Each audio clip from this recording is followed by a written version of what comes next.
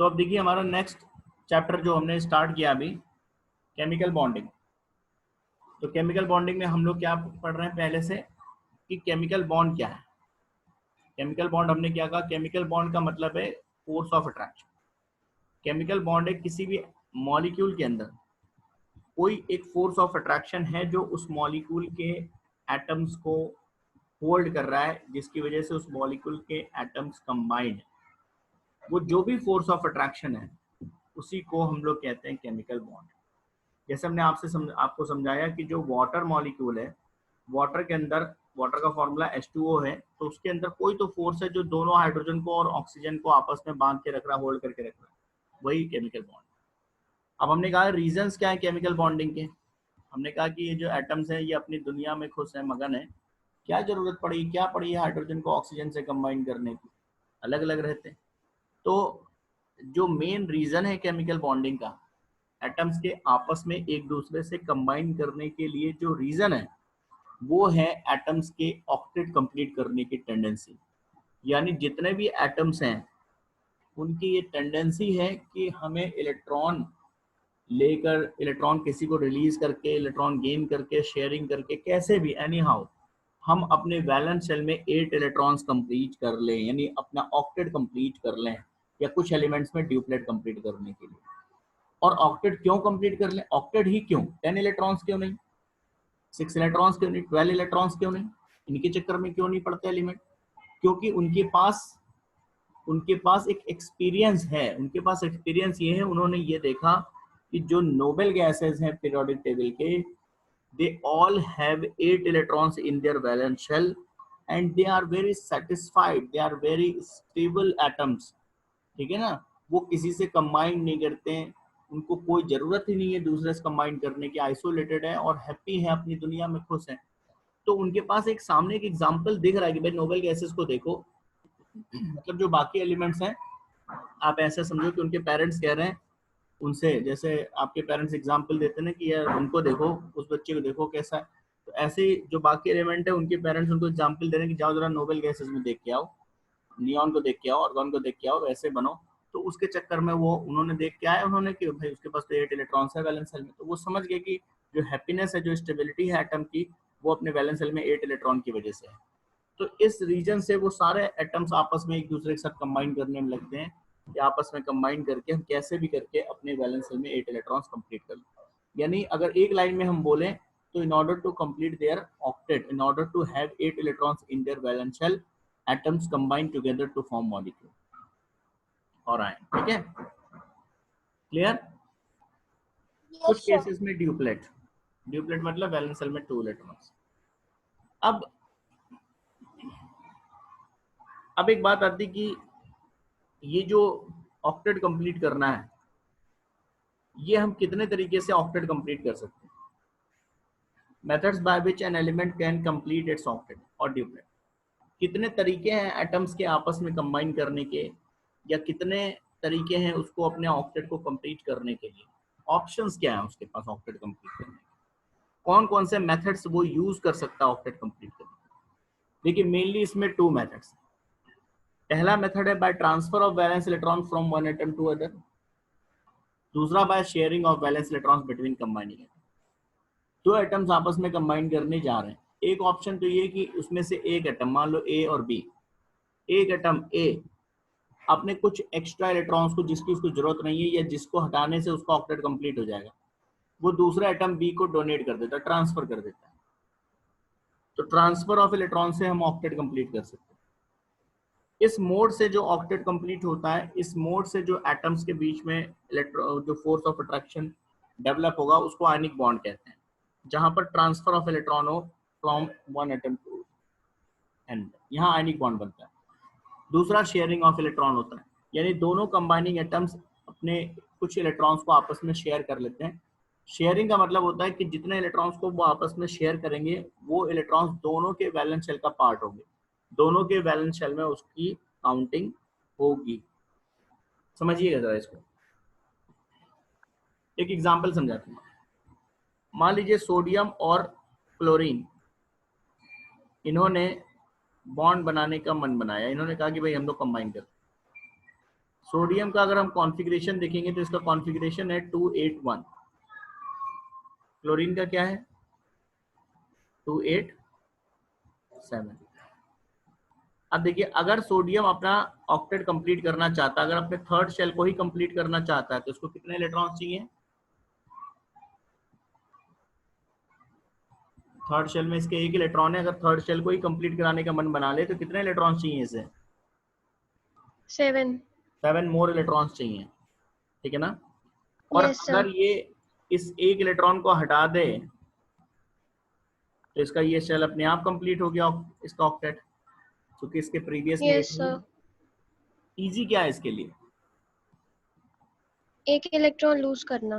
तो इसकी tendency electron lose करने की, ये तो चाहता है कि भाई ये कोई इलेक्ट्रॉन ले जाए, हमें झंझट से मुक्ति मिले, है ना।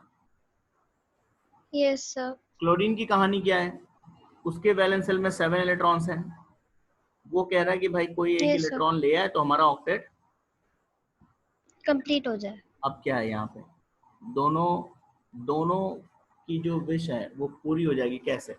अब ये दोनों मिले, एक अपनी जेब में इलेक्ट्रॉन लेकर ढूंढ रहा था, कोई मिले जल्दी से इसको हटाएं और हमारा ऑक्टेट कंप्लीट हो।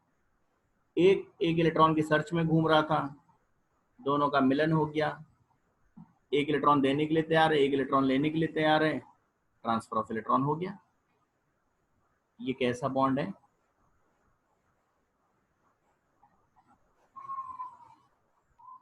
कैसी बॉन्डिंग होगी इनके बीच में? आयनिक, ठीक। अब जब सोडियम ने एक इलेक्ट्रॉन डोनेट कर दिया तो सोडियम के ऊपर एक इलेक्ट्रॉन की डेफिशिएंसी आ गई। Yes, sir. देखिए जो न्यूट्रल एटम होता है उसके अंदर, न्यूट्रल एटम के अंदर प्रोटॉन्स और इलेक्ट्रॉन्स के नंबर बराबर होते हैं। न्यूट्रल एटम में प्रोटॉन्स पे कैसा चार्ज होता है? बोलो। पॉजिटिव। इलेक्ट्रॉन पे कैसा चार्ज होता है? से पॉजिटिव। नेगेटिव। प्रोटॉन पे पॉजिटिव, इलेक्ट्रॉन पे नेगेटिव। जो न्यूट्रल एटम्स होते हैं उसके अंदर नंबर ऑफ प्रोटॉन्स और नंबर ऑफ इलेक्ट्रॉन बराबर होते हैं, मतलब नंबर ऑफ पॉजिटिव चार्ज और number of negative charges equal होते हैं। इसीलिए उसके किसी भी एटम के ऊपर कोई नेट चार्ज नहीं होता। इक्वल। किसी भी एटम के ऊपर, जैसे ऑक्सीजन को O लिखते हैं, उसके ऊपर कोई नेट चार्ज नहीं है। क्यों? क्योंकि उसके अंदर जितना भी पॉजिटिव चार्ज है, जितने भी प्रोटॉन्स है, उतना ही नेगेटिव चार्ज यानी उतने ही इलेक्ट्रॉन्स है। लेकिन अगर कोई एटम एक इलेक्ट्रॉन लूज कर देता है तो कौन सा चार्ज कम हो गया उसके पास? नेगेटिव चार्ज, इलेक्ट्रॉन गया ना, उसका एक नेगेटिव चार्ज कम हो गया, मतलब जो पॉजिटिव पार्टिकल्स थे वो एक ज्यादा हो गए उसके पास। जैसे मान लो अभी अभी सोडियम का एटॉमिक नंबर 11 है, इसका मतलब अभी तो उसके पास, न्यूट्रल सोडियम के पास 11 प्रोटॉन थे, 11 इलेक्ट्रॉन थे, है ना। इलेक्ट्रॉन नहीं ट्रांसफर किया, उसके पहले की बात कर रहे हैं। 11 प्रोटॉन थे और 11 ही इलेक्ट्रॉन थे, तो 11 पॉजिटिव चार्ज, 11 नेगेटिव चार्ज, यानी नेट चार्ज सोडियम का 0। न्यूट्रल एटम है। Yes, clear? sir. अब जब एक इलेक्ट्रॉन इसने लूज कर Yes, दिया sir. तो नेगेटिव पार्टिकल कितने रह गए? 10। Yes, sir. और पॉजिटिव 11। 11. एक Yes, sir. Positive charge extra नहीं हो गया इसके पास, Yes, sir. तो इसी की वजह से इस पे क्या आ जाएगा? एक प्लस चार्ज आ जाएगा। ठीक है। इसीलिए जब कोई इलेक्ट्रॉन लूज करता है तो उसके ऊपर प्लस चार्ज आ जाता है। Yes, sir. क्लोरीन का केस क्या है देखिए जरा। क्लोरीन के पास कितने इलेक्ट्रॉन्स हैं टोटल? 17 है ना। यानी न्यूट्रल क्लोरीन के अंदर Yes, sir. 17 इलेक्ट्रॉन है, 17 प्रोटॉन है, मतलब 17 negative particle, 17 positive particle, overall neutral. ठीक है। एक इलेक्ट्रॉन जब एक्स्ट्रा मिल गया इसको तो ये नंबर बढ़ गया। ठीक है। नंबर किसका बढ़ा? पॉजिटिव चार्ज का बढ़ा कि नेगेटिव चार्ज का बढ़ा?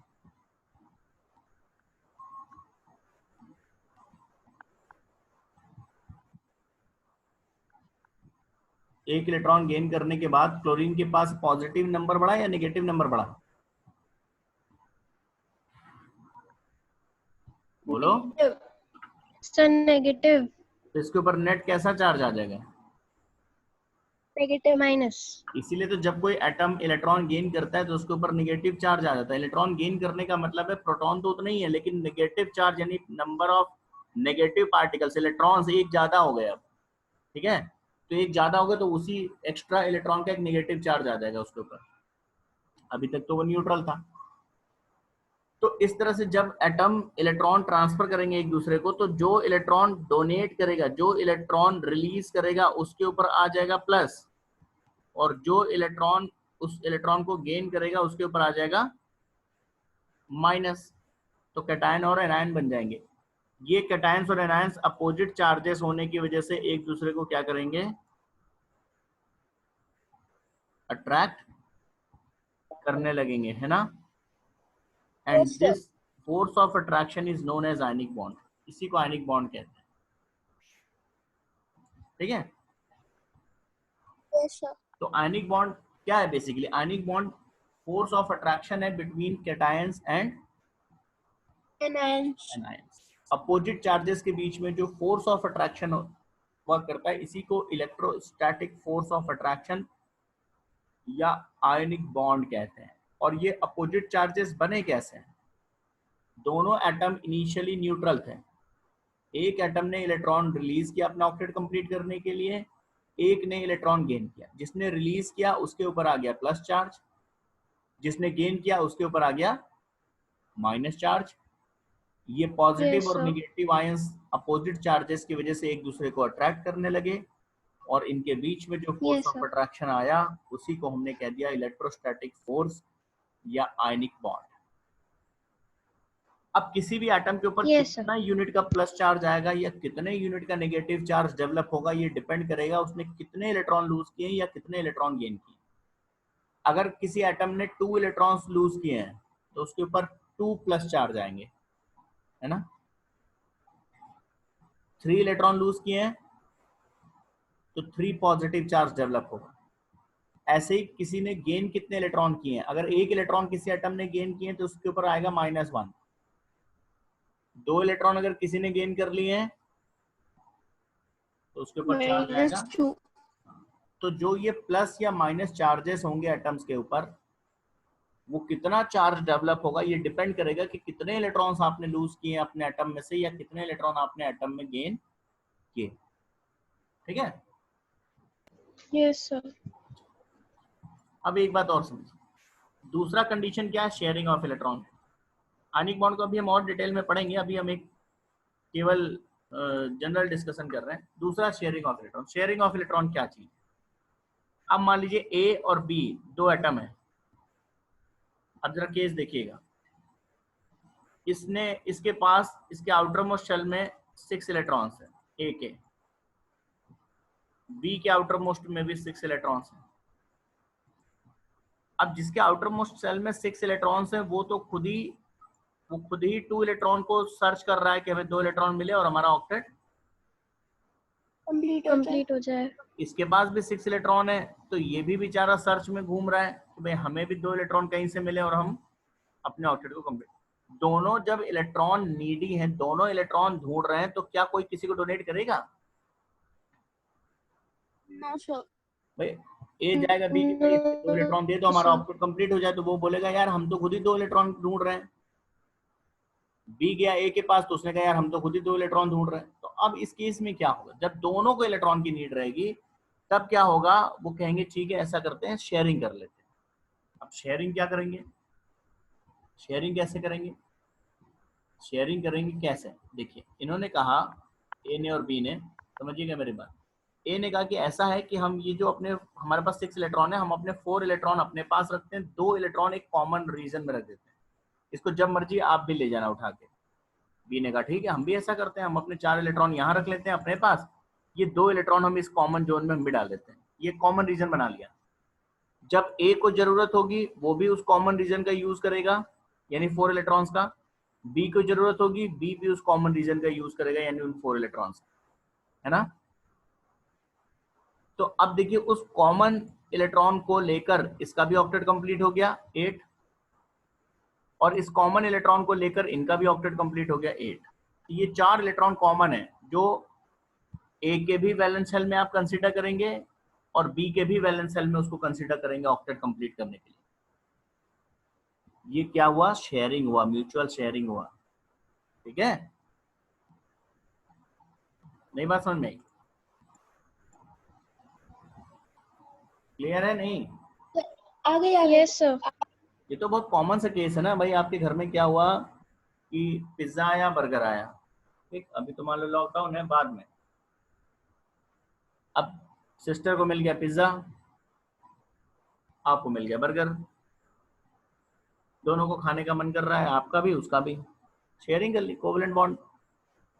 तुमने कहा भाई ऐसा करो कि तुम थोड़ा सा हमें पिज्जा दो और हम तुम्हें थोड़ा सा क्या टेस्ट कराते हैं? बर्गर टेस्ट कराते हैं, है ना? Yes sir. दोनों ने जब म्यूचुअल शेयरिंग की, भाई आप हमारे इलेक्ट्रॉन पे अपना हक समझिए और आपके इलेक्ट्रॉन पे हम अपना हक समझेंगे, है ना? ये शेयरिंग है, यही कोवेलेंट बॉन्डिंग है। इस तरह से जब एटम्स के बीच में अट्रैक्शन होता है जिसमें दोनों एटम्स इलेक्ट्रॉन को शेयर करते हैं आपस में, ये कोवेलेंट बॉन्ड है। पहले में क्या था? ट्रांसफर था। तो पहले में क्या था? उसने मान लो पिज्जा मांगा, तुमने उठा के दे दिया, आपने उससे बर्गर नहीं मांगा, आपने अपना पिज्जा उठा के दे दिया, आपने ये नहीं कहा हमें बर्गर चाहिए। ठीक है, this is what ionic bond, yes sir. है ना? तो ionic bond donation of electron है, ट्रांसफर ऑफ इलेक्ट्रॉन है। उसमें आप इलेक्ट्रॉन किसी को दे देते हैं, उससे आप कुछ मांगते नहीं है, उससे कोई इलेक्ट्रॉन लेते नहीं है, और ना अपना इलेक्ट्रॉन वापस मांगेंगे। जो आपने दे दिया वो कंप्लीटली दे दिया, ट्रांसफर कर दिया, है ना? वो उसका जो इलेक्ट्रॉन आपने किसी को डोनेट कर दिया, वो इलेक्ट्रॉन आपके वैलेंस शेल का अब वो पार्ट नहीं है, परमानेंट ट्रांसफर है वो इलेक्ट्रॉन। आपने किसी को डोनेट कर दिया, ये नहीं कि कल उससे लड़ाई हुई तो आपने कहा कल हमने दिया था तुम्हें पिज्जा, वापस दो, है ना? आयनिक यस बॉन्ड सर। में complete transfer of yes sir. Electron है, आपने उसको दे दिया, अब आप अपने वैलेंस सेल में उस इलेक्ट्रॉन को काउंट नहीं करेंगे। यहाँ पर क्या है? कंप्लीट ट्रांसफर नहीं है, हमने तुम्हें 2 इलेक्ट्रॉन दिए हैं अपने वैलेंस सेल में, इसको कंसीडर करो, लेकिन ये अभी भी हमारे भी वैलेंस सेल का पार्ट है। ठीक है, यस सर। हमने यस सर। आपके साथ 2 इलेक्ट्रॉन अगर शेयर कराए अपने, तो ये 2 इलेक्ट्रॉन हमारे वैलेंस सेल में भी कंसीडर करेंगे, किए जाएंगे। आप भी इसे अपने वैलेंस सेल में काउंट कर लो, लेकिन हमारे वैलेंस सेल से अलग नहीं हुआ ये अभी। क्लियर? यस हमारा सर। राइट है। Yes sir. इस तरह से बी ने भी जो 2 इलेक्ट्रॉन आपको दिए हैं, वो 2 इलेक्ट्रॉन आपको शेयर करने के लिए दिए हैं, उसे अपना समझ के घर न ले जाइए, उस पे उसके वैलेंस सेल में भी वो इंक्लूड रहेगा। ठीक है, तो ये yes sharing sir. Of electron है। क्लियर? तो ये है यस सर। आपका कोवेलेंट बॉन्डिंग। तो ये 2 टाइप्स हैं। और तीसरा भी एक कोवेलेंट बॉन्ड का एक टाइप और होता है, कोऑर्डिनेट कोवेलेंट बॉन्ड। उसमें क्या होता है? वो भी शेयरिंग है, लेकिन उसमें दोनों पार्टिसिपेट नहीं करते। मान लीजिए ए और बी 2 एटम है, 2 इलेक्ट्रॉन ए ने अपने दिए शेयर करने के लिए बी को। ए ने कहा भैया ये 2 इलेक्ट्रॉन ले लो और आप अपने वैलेंस शेल में इसको कंसीडर कर लो, अपना ऑक्टेट कंप्लीट कर लो, लेकिन ये 2 इलेक्ट्रॉन मेरे पास भी रहेंगे, मेरे वैलेंस शेल में भी रहेंगे, शेयरिंग के लिए हम दे रहे हैं आपको। लेकिन बी ने एक भी इलेक्ट्रॉन ए को नहीं दिया शेयर करने के लिए। बी जो है वो ए का इलेक्ट्रॉन शेयर कर रहा है, लेकिन अपना कोई इलेक्ट्रॉन ए के साथ वो शेयर नहीं कर रहा है, ए के वैलेंस शेल में नहीं दे रहा है। इस टाइप की जो शेयरिंग होती है इसको कोऑर्डिनेट बॉन्ड कहते हैं। मतलब समझिए, जैसे ये ए है और ये बी है, ठीक है? बी के पास 6 इलेक्ट्रॉन्स है, मान लीजिए इसको 2 इलेक्ट्रॉन की जरूरत है। ए जो है उसका पेट भरा हुआ है, उसके पास पूरे 8 इलेक्ट्रॉन्स हैं। तो ए ने कहा कि भैया ऐसा कि हमारा ऑक्टेट तो कंप्लीट है, हमारे पास 8 है, तुम एक काम करो, हमारी ये 2 इलेक्ट्रॉन ये ले जाओ, ये शेयर करो और अपना ऑक्टेट कंप्लीट करो, काम चलाओ। ठीक है, ए ने अपने 2 इलेक्ट्रॉन दे दिए, लेकिन परमानेंट नहीं दिए। ए को जब काउंटिंग करनी होगी अपने वैलेंस सेल में, तो भी वो उन 2 इलेक्ट्रॉन को काउंटिंग करेगा, मतलब शेयरिंग के लिए दिए हैं। ठीक है, लेकिन ये दोनों इलेक्ट्रॉन किसने दिए हैं? ये दोनों इलेक्ट्रॉन किसके हैं? ए के हैं। शेयर इसको ए और बी दोनों कर रहे हैं, लेकिन बी ने प्रोवाइड नहीं किया कुछ भी। बी का इन दोनों इलेक्ट्रॉन में से एक भी इलेक्ट्रॉन बी का नहीं है। ठीक है, यस सर। जब शेयरिंग दोनों एटम करें, लेकिन उस इलेक्ट्रॉन पेयर का या दोनों इलेक्ट्रॉन का प्रोवाइडर एक ही हो, तो ये है कोऑर्डिनेट कोवेलेंट बॉन्ड या सिंपली कोऑर्डिनेट बॉन्ड। ठीक है, नॉर्मल कोवेलेंट बॉन्ड में क्या होता है कि जो 2 एटम आपस में इलेक्ट्रॉन शेयर कर रहे हैं वो दोनों प्रोवाइडर होंगे। अगर एक इलेक्ट्रॉन हम रख रहे हैं कॉमन जोन में, तो आप भी अपना 1 इलेक्ट्रॉन रखिए। अगर हम 2 इलेक्ट्रॉन कॉमन जोन में रख रहे हैं, तो आप भी अपने 2 इलेक्ट्रॉन रखिए उस जोन में। 4 इलेक्ट्रॉन बन जाएंगे, उन चारों को हम लोग शेयर करेंगे। ठीक है, तो ये भी हम लोग डिस्कस करेंगे नेक्स्ट।